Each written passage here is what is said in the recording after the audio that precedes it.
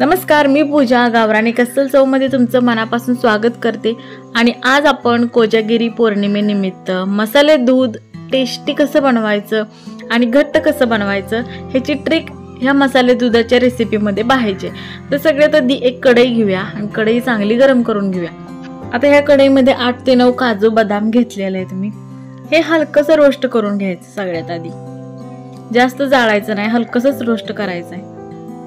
आता हे भाजून घेतले, एका प्लेटमध्ये थंड व्हायला बाजूला ठेवून देऊया आणि ह्याच कढईमध्ये दूध टाकून घेऊया। आता जेवढं आपल्याला मसाले दूध करायचं आहे तेवढं आपण दूध टाकून घेऊया। आता हे केसर दूध मसाला पण मी आणलेला आहे बरं का, हे पण आपल्याला ह्यामध्ये टाकायचं आहे। आता 1 वाटी साखर टाकून घेऊया।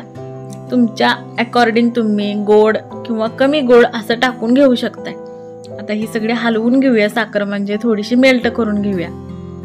आणि याच्या आधी पण मी कोजागिरी निमित्त टाकलेल्या खूप साऱ्या रेसिपीज आहेत बघा, त्याची लिंक मी ह्याच्या डिस्क्रिप्शन बॉक्समध्ये टाकते आणि तुम्हाला माझ्या रेसिपी कशा वाटतात कमेंट बॉक्समध्ये सांगायला विसरू नका बरं का।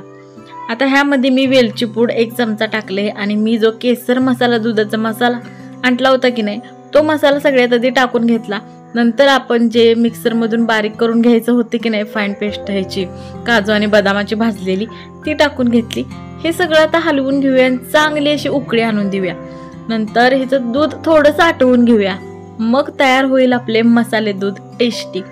तर कोजागिरी निमित्त बनवलेलं दूध हे तुम्हाला कसं वाटलं कमेंट करून सांगायला विसरू नका। आणि अशाच नवनवीन छान छान सोप्या रेसिपीजसाठी गावरानी कस्सल चवला लाईक करा, शेअर करा, सबस्क्राईब करायला विसरू नका आणि बेल आयकॉनला पण क्लिक करा। भेटूया अशाच एका रेसिपीमध्ये, तोपर्यंत खात राहा आणि मजेत राहा। आज कोजागिरी निमित्त दूध बनवले त्यामुळे पित राहा आणि मजेत राहा।